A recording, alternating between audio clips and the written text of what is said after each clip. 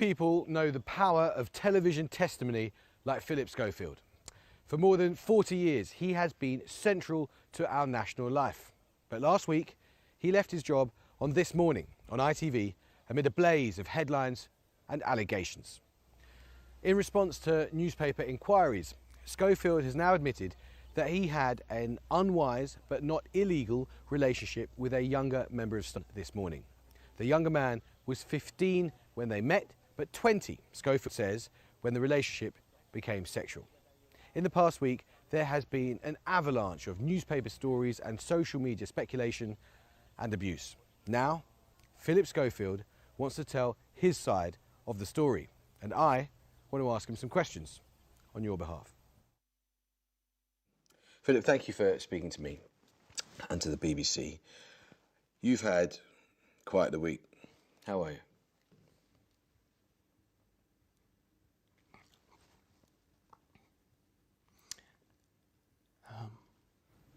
It's like a weird numbness. I know that's a selfish point of view, but you come to a point where you just think, how much are you supposed to take? If all of those people that write all of that stuff, do they ever think that there's actually a person at the other end? And so here I am. Are you feeling okay to do this? Are you feeling strong enough to do this interview? Yeah, I have to. Why? Why do you want to do this interview? Because there is an innocent person here who didn't do anything wrong, who is vulnerable and probably feels like I do. Yeah, a lot of my questions are going to be uncomfortable and, let's face it, intrusive, but you've chosen this opportunity to tell your side of the story. And there are questions that your viewers, all the people who supported you over the years, including your family, will want answers to. There's also, of course, lots of questions for ITV in all this. You mention this young man, and at the centre of recent events is a young man who, together with many others in the media we're not going to name, under Article 8 of the Human Rights Act, he has a right to privacy, and he's not here today to give his own account of events. When did you last speak to him? As I engaged the lawyer for him. He needed independent support, and so that was the last time. Is that a few weeks ago now? Yeah, a couple of weeks. Okay. When you say that you engage his lawyer, do you mean you're paying for the independent legal advice that he's getting? Okay. When did you first meet this young man in question? What were the circumstances? I was invited by a friend of mine to go to a school, something I've done thousands of times. Whether it was immediately or sometime after, he said, will you follow him on Twitter because he's a fan? So I said, yeah, sure, no problem, which I did. And he probably came back saying thanks for the follow. And he was, what, 15 at the time? Yeah. I follow 11,300 people, and in all the time I've been on Twitter, there has never been any whiff of impropriety. So he followed you on Twitter, you followed him back. Did you start having a sort of email exchange or direct message exchange of any kind? Hardly at all. It was just all the way through, just on and off. And then he asked if he could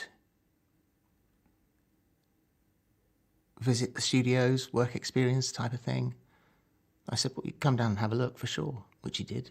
How old was he when he made that first, there's two stages there. How old was he when he first said to you, I'm interested in television?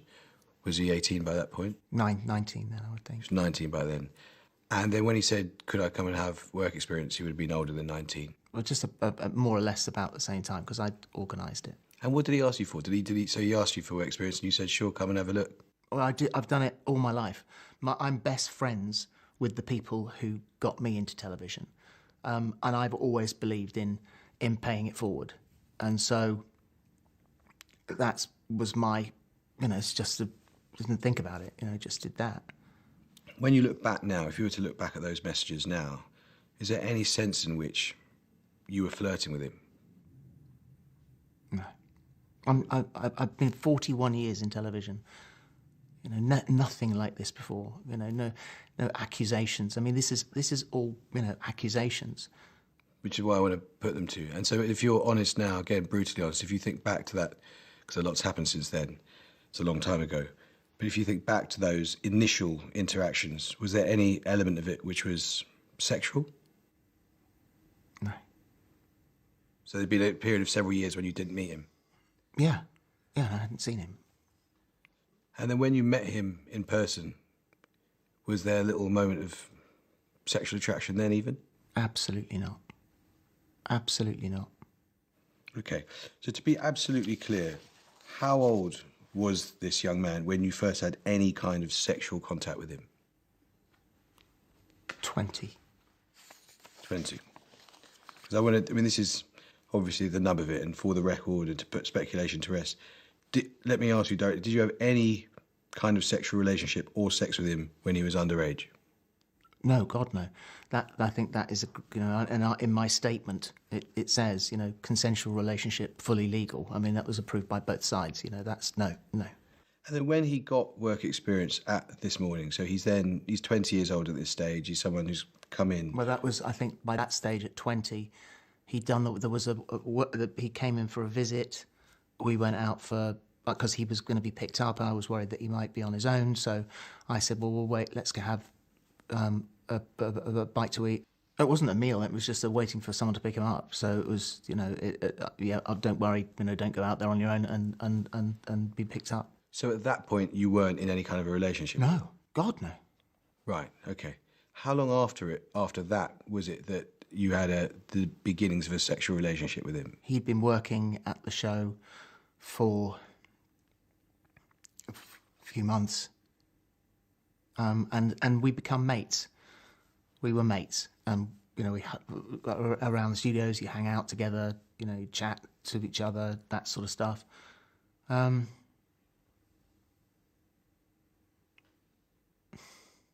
then in my dressing room one day, something happened.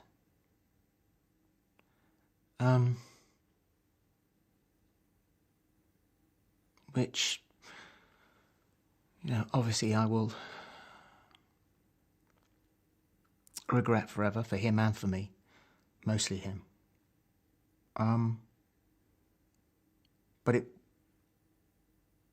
that happened maybe 4 or 5 times over the next few months. And I know it's unforgivable. But we weren't boyfriends, we weren't in a relationship. I was really in a mess with my own sexuality at the time.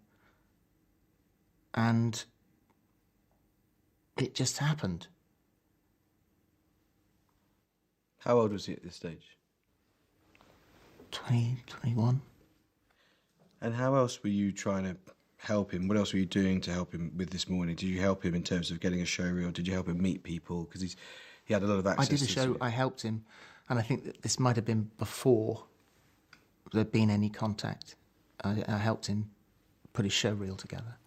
So after he gets work experience at This Morning... He's now got a job. So he was then given a job on his own merits because he was very good at his job. Everybody loved him, and worked very, very hard. Yeah, I mean, it's clear from the testimony that lots of people have given him he's a hugely talented and capable young man. Massively talented, yeah.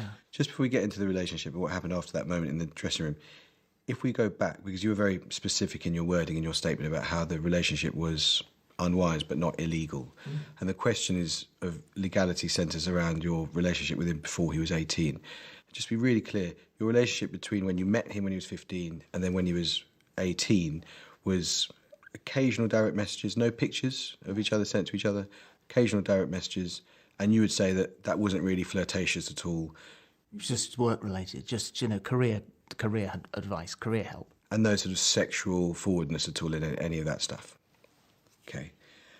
How long did you then have a relationship with him which was sexual in nature?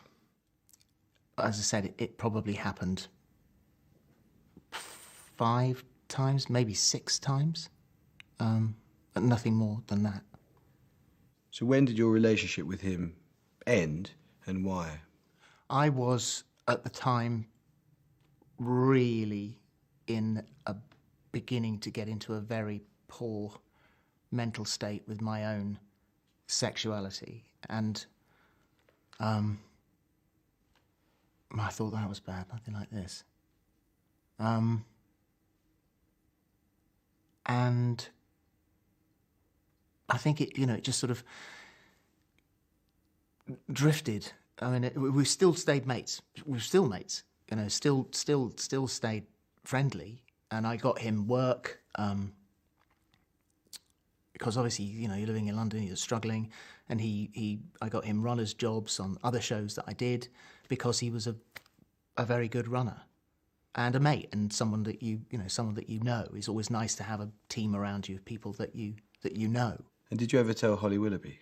No, God, no. That's a bigger question, because we have, our makeup room was like a sanctuary, has always been a sanctuary. So you tell everything in that room. Holly knows everything about me.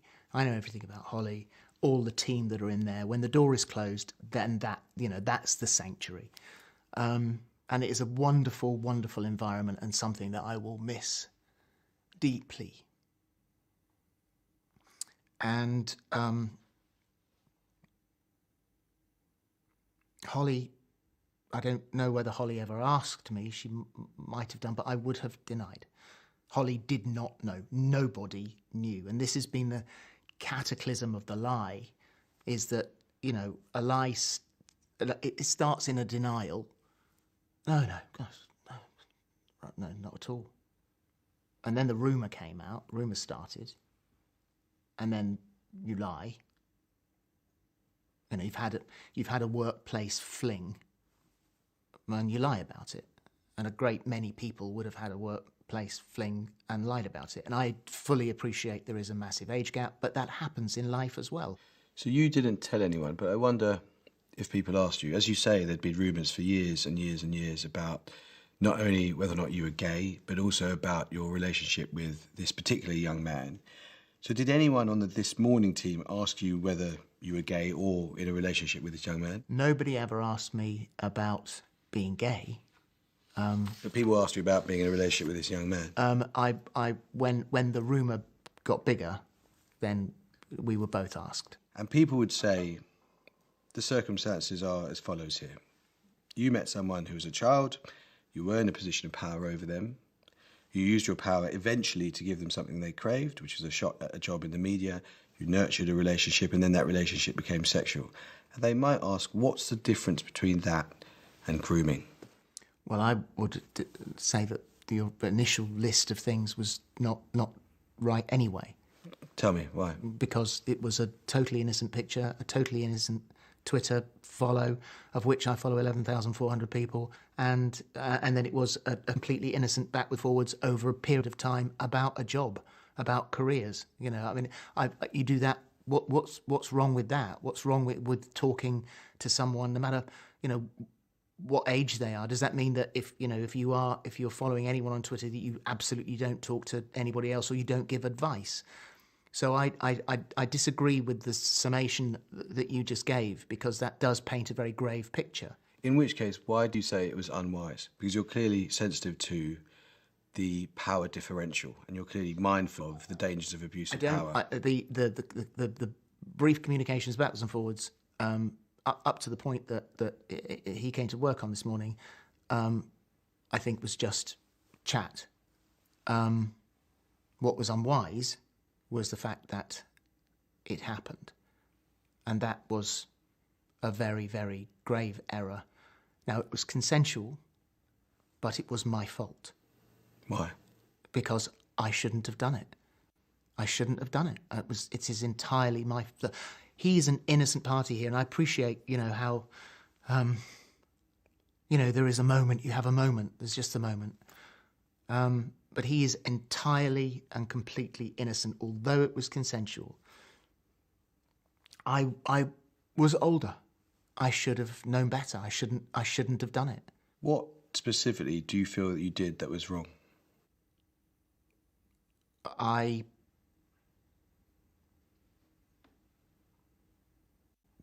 kissed someone in the workplace, which led on to a little bit more. And that, retrospectively, of course, you think, my friends have said, what the hell were you thinking? You don't do that. You've never done that. And I think there's no excuse. there are no excuses here. I mean,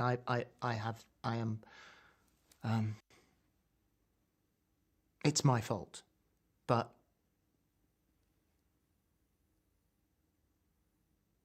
I think the fact that perhaps I was trying to come to terms with who I was, what I was going to do about it, the effects that it would have, I think that's probably the reason. And do you feel, just listening to how you are talking about it, do you feel that what was morally wrong about it was that it involved an abuse of power because you were an older guy who had more power than him? Obviously, that criticism has been levelled at me, but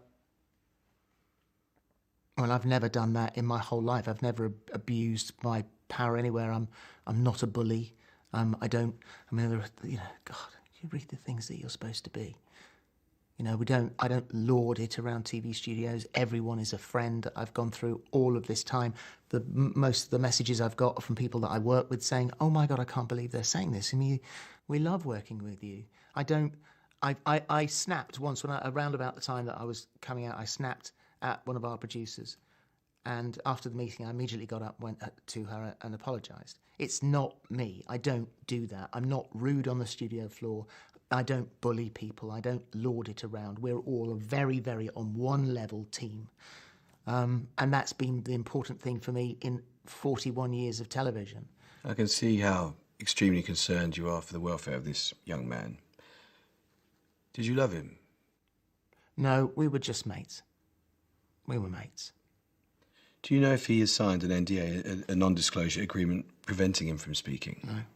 You don't know if he has? No. At the time, I was asked that earlier on. Did I make him sign an NDA? No, absolutely not. But there's a question of whether or not he was, as it were, paid off. And No. in effect, if he was paid off, No. was he paid for his silence? No, God, no. No. So is he free to speak if he wants to? Yeah. Yes. I mean, what he wants is for all of this to go away.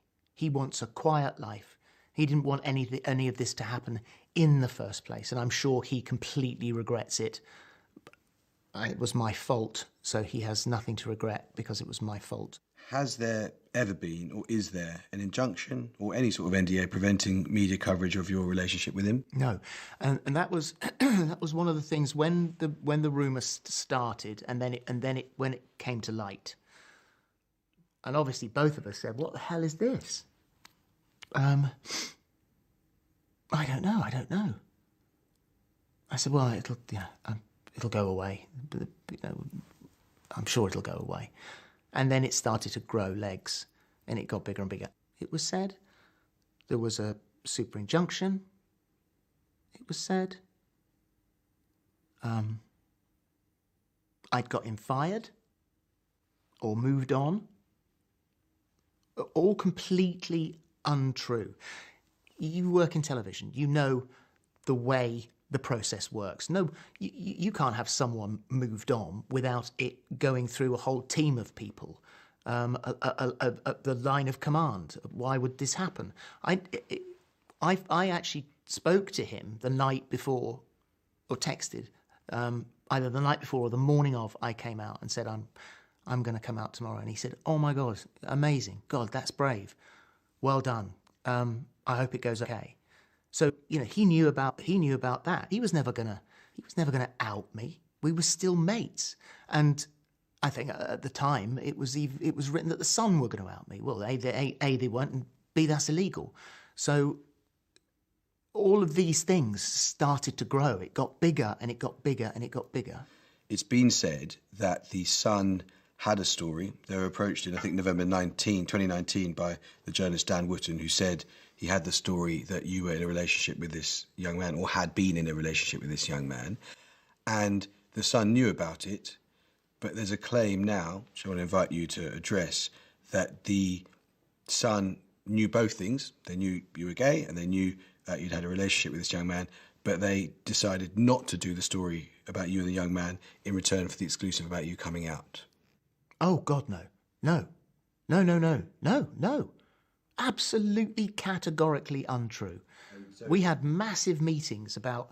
I had a secret WhatsApp group. Well, I had a WhatsApp group called The Event, of which there were a handful of people. My management, the closest management, me, and a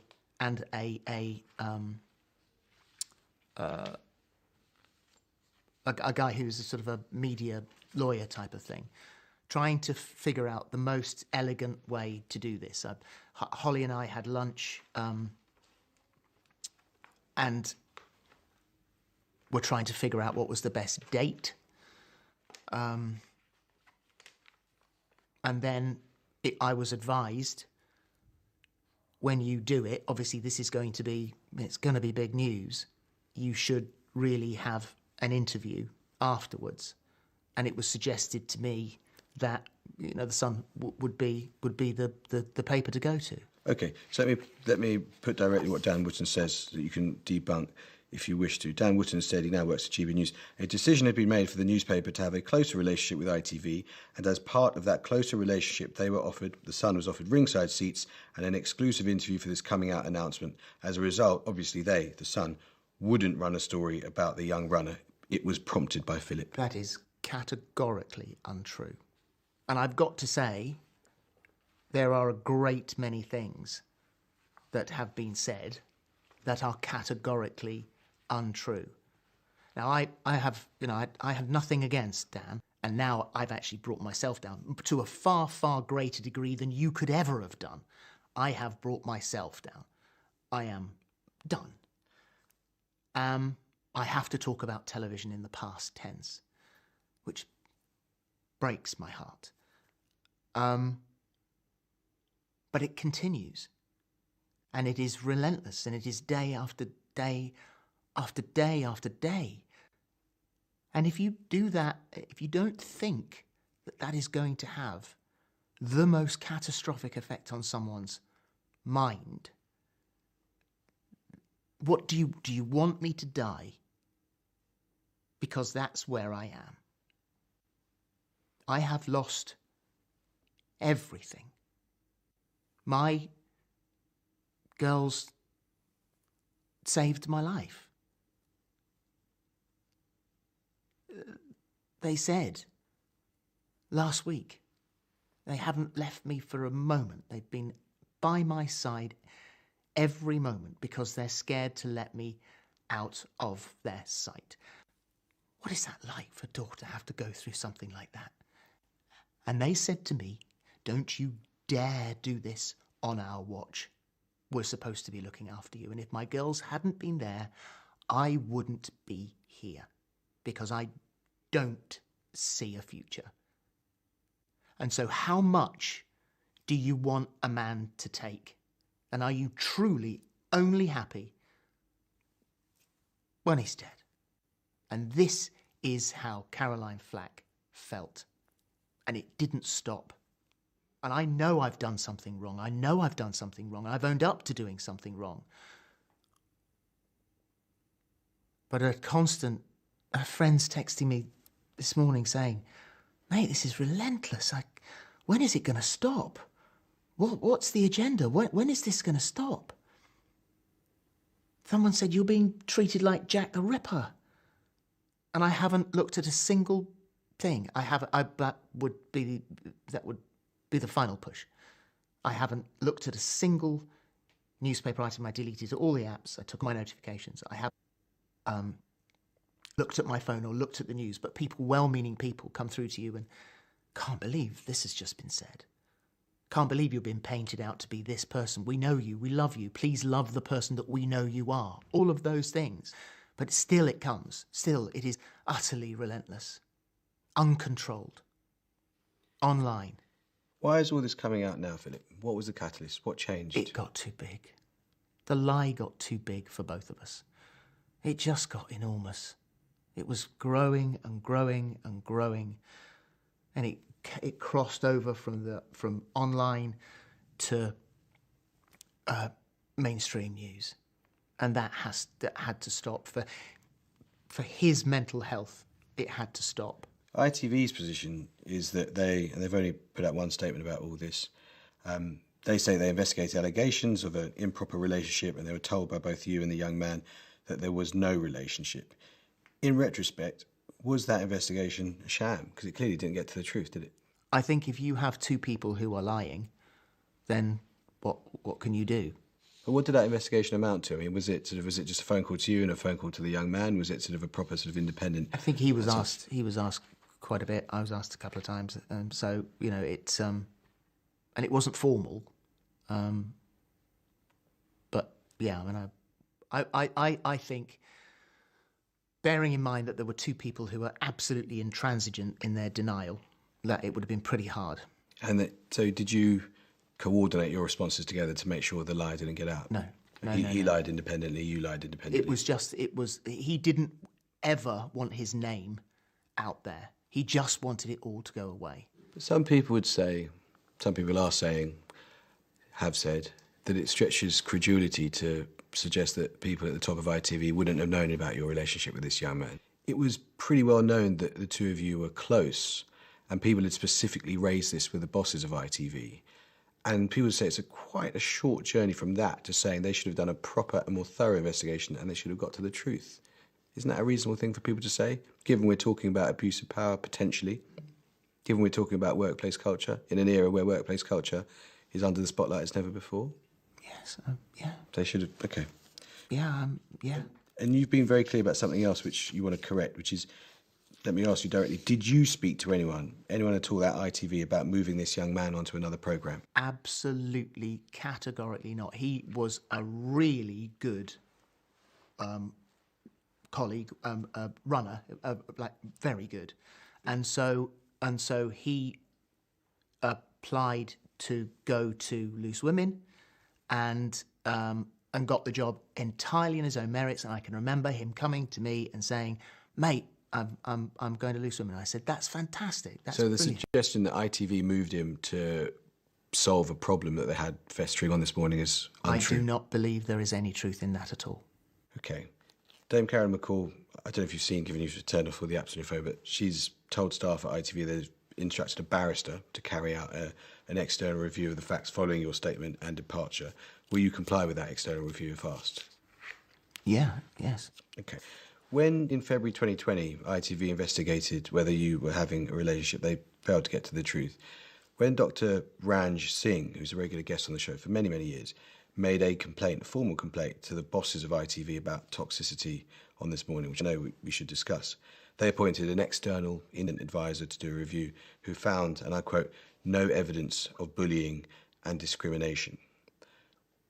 What would you say to those people who say, given that record, it's quite hard to have confidence in this latest review from ITV? You just hope that it will be thorough, and I will also point out that I don't know. Some people perhaps may be toxic and see toxicity everywhere because that's the lens that they're looking at the world. There is no toxicity. There is no bullying. There is no discrimination at This Morning. You said in your statement on Instagram there is no toxicity at This Morning.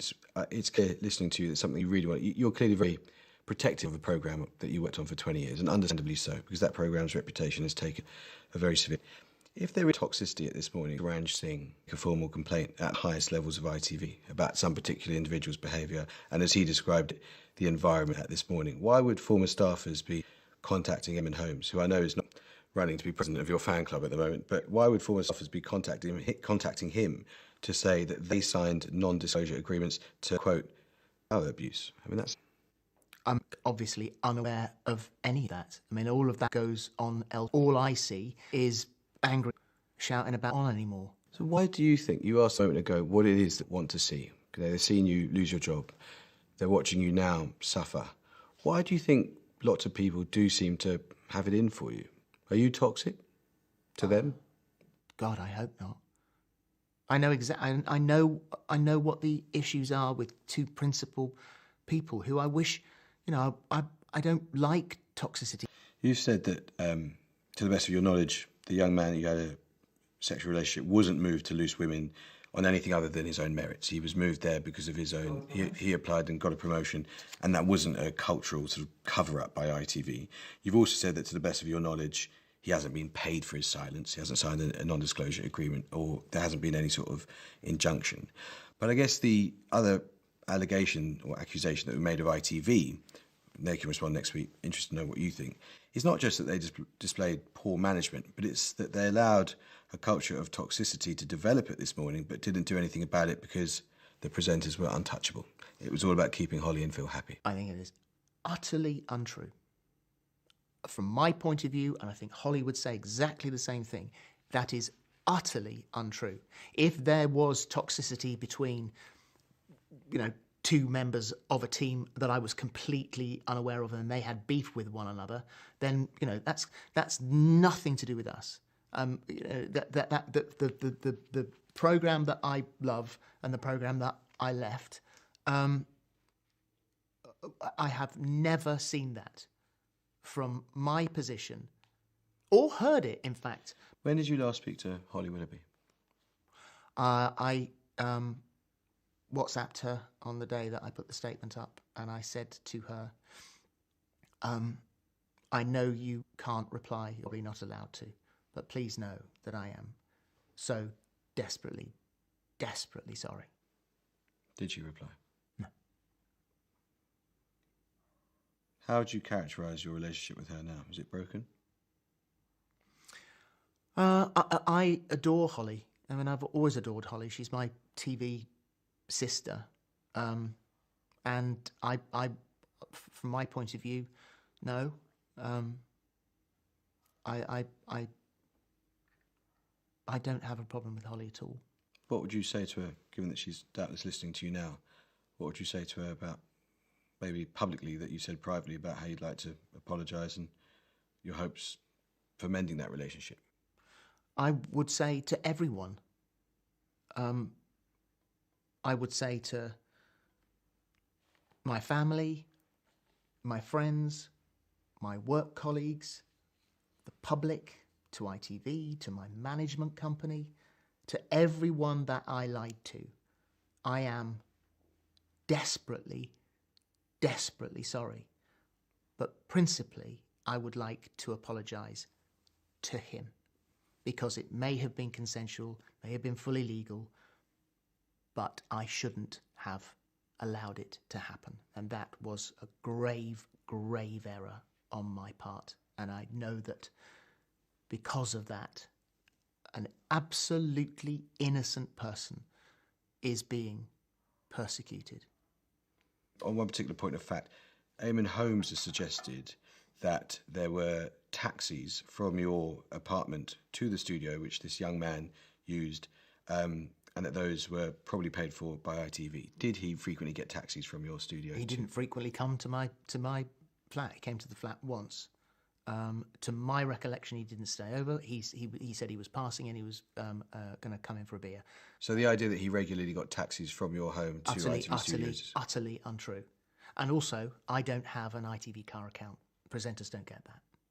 When you came out as gay, live on This Morning, Eamon and his wife were there, as you say, they were kind, they hugged you, you hugged them. He now says he felt used. Was that all fake? That's the implication of what he's saying, that there was this artifice to that day and that he was being used for a kind of reputational enhancement for you. You come out as gay as a reputational enhancement. I think that in itself speaks. When did you know you were gay? I spoke to my therapist about this because I had a wonderful marriage. a wonderful marriage. Not brilliant right now. With an incredibly supportive wife and two beautiful children who had the most amazing time as a family. Us four is who we are.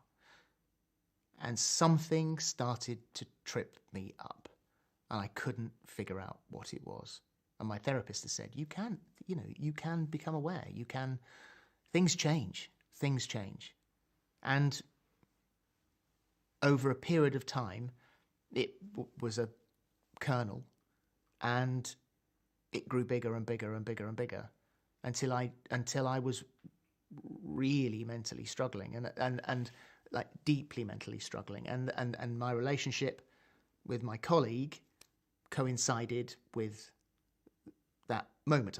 That is not an excuse. I make no excuses. Do you mind me asking if that was your first gay relationship, or had you had gay flings or sexual experiences before then? I think this interview is not about other experiences. And it's obviously one of the hardest things that anyone who's gay can go through. Why did you come out when you did? As you said, nobody forced your hand, but why did you come out on the sofa? Because when it you had did? got to the point where I weighed 9.5 stone. It was utterly torturing me. I couldn't sleep, I couldn't eat. And I wanted to be brave. I spoke through it with the family, who have all been incredible. Let's come to some closing thoughts. Do you feel, mindful as I am that you are very concerned about the welfare of one particular person, do you feel a victim in all this? No. I feel a victim of hate after the event. And I think that there'll be a lot of people watching this thinking, how dare you? It would be easier for me to say, I don't feel like a victim. What I feel a victim of is spun areas of non-factual information and gossip and nastiness. But I don't look anymore. I've already told you how I feel. And I'm not in television anymore. Well, you lived a lie, and with a lie, and you lived with a secret life for a long time. And they say the truth sets you free. So for all the stress that you've been lived with, do you feel at least slightly liberated by speaking out today? I'm glad that it's not a lie anymore.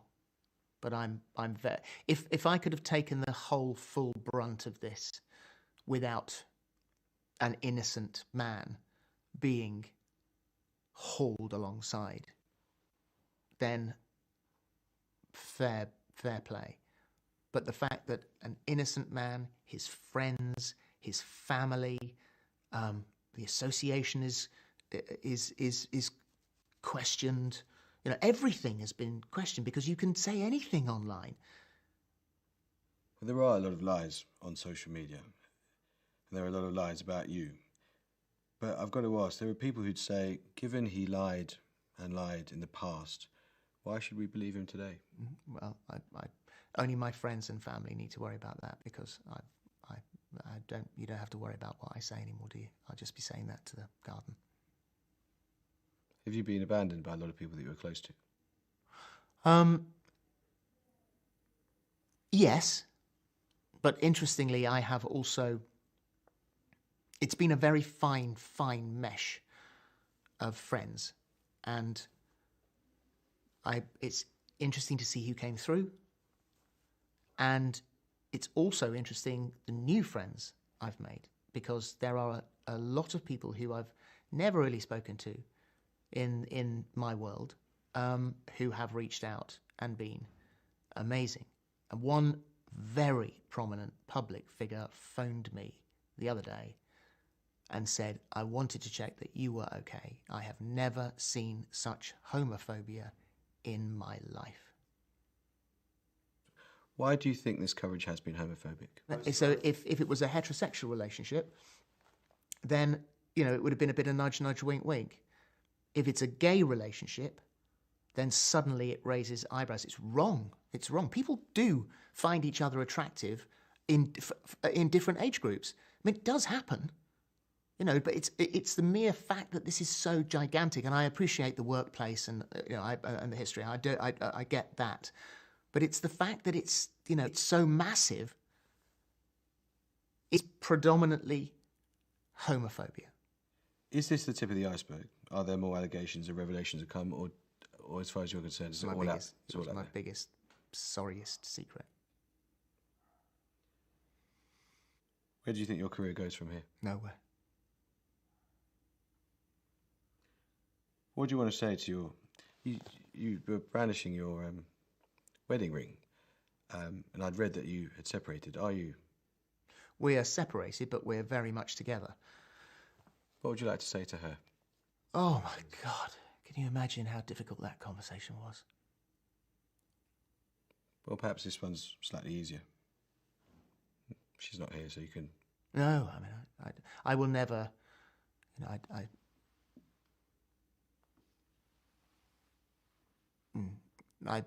let's just say that it was an incredibly difficult conversation, the most difficult conversation I've ever had to have with her. And she is extremely disappointed because I lied to her as well. But she wished me well today. And so, we'll see. And what would you say right now, publicly, to your daughters? My daughters were, I called them and said, I have something to tell you. And they came out to see me and were unbelievable. Unbelievable. And I looked at them and thought, well, you got that right. And they don't think you're a bully. And they don't think you're toxic. And they know the man you are. And they know you screwed up royally. And finally, what would you say to the young man in question? I am he to whom I am the most sorry. By getting involved with me, I have caused you so much pain, and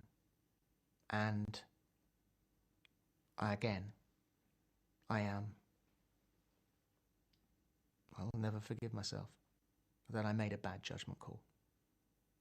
And if only you knew in one moment, if I'd had the judgment that I've had for 41 years, if I'd used it at that moment, then things would be very, very different for everybody. Philip Schofield, thank you so much for your time. If you or someone you know has been affected by